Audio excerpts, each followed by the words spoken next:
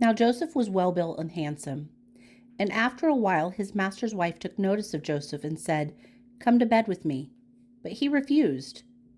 "With me in charge," he told her, "my master does not concern himself with anything in the house.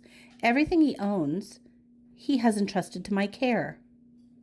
No one is greater in his house than I am. My master has withheld nothing from me except you, because you are his wife. How then could I do such a wicked thing and sin against God?" And though she spoke to Joseph day after day, he refused to go to bed with her, or even be with her. One day he went into the house to attend to his duties, and none of the household servants were inside. She caught him by his cloak and said, "Come to bed with me." But he left his cloak in her hand and ran out of the house. When she saw that he had left his cloak in her hand and had run out of the house, she called to her household servants. "Look," she said to them, "this Hebrew has been brought to us to make sport of us. He came in here to sleep with me, but I screamed. When he heard me scream for help, he left his cloak beside me and ran out of the house."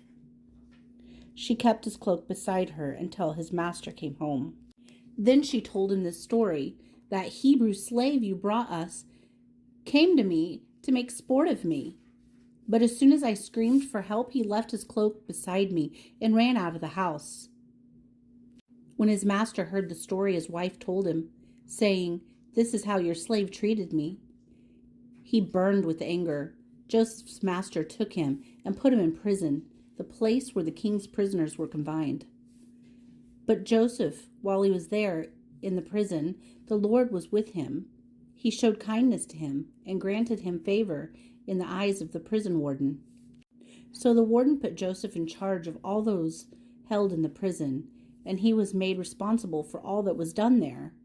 The warden paid no attention to anything under Joseph's care, because the Lord was with Joseph and gave him success in whatever he did.